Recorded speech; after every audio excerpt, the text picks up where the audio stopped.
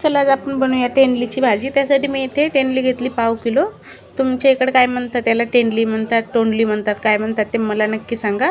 तर आपण छानपैकी अशी बारीक चिरून घेतली। आपण बनवण्यासाठी एक टोप घेतलाय, त्याच्यामध्ये टाकायचा एक कांदा। तेल छानपैकी गरम झाल्यानंतरच कांदा टाका। कढीपत्ता टाकूया आणि कांदा थोडासा गोल्डन होऊन द्यायचा आपल्याला। खूप साधी आणि सिंपल रेसिपी दाखवली मी तुम्हाला। कुठले स्पेशल मसाले नाही, काय नाही, एकदम साधीच भाजी छान लागते ही। अर्धा टमाटर टाकले। टमाटर आपल्याला फक्त एक मिनिटभर तेलामध्ये परतून घ्यायचे।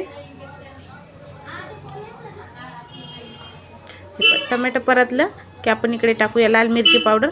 तुम्ही तुमच्या आवडीप्रमाणे कमी जास्त करू शकता। एक चम्मच हळद टाकायची आणि एक चम्मच मी इथे टाकले कांदा लसूण मसाला। ऑप्शनल आहे हा, तुम्ही अशी भाजी बनवली तरी छानच होते। आता हे मसाले आपल्याला एक मिनिटभर तेलात परतून घ्यायचे। तर छान असे तेलात परतून घ्या एक मिनिटभर। मसाले मस्त तेल सुटतं आणि छान टेस्ट पण येतो। त्यानंतर आपण आता याच्यामध्ये चण्याची डाळ घेतली भिजवून मी अर्धी वाटी, ती टाकली। चण्याची डाळ तुम्ही तुमच्या आवडीची डाळ टाकू शकता। चण्याच्या डाळीमुळे छान लागते भाजी। माझी मम्मी पहिल्यापासून आम्ही हीच डाळ टाकतो, त्यामुळे मी टाकली। त्यानंतर आपण याच्यात टेंडली टाकूया। आता आपण याच्यात चवीप्रमाणे मीठ टाकूया। थोडीशी कोथिंबीर टाकते आणि इथे शेंगदाणा आणि लसूणचं कूट करून घेतले मी। शेंगदाणे छान भाजून असं कूट करून घेतले। आता मिक्स करून घेऊया भाजी व्यवस्थित मस्त छानपैकी मिक्स करून घ्यायची। आणि ही भाजी मी वाफेवर बनवते, तर आपण याच्यात एकदम छान लागते अजून वाफेवर। सुकी बनवायची तर वाफेवरच बनवूया। छानपैकी मिक्स करून घेतली आपण भाजी। आता याच्यावर आपण एक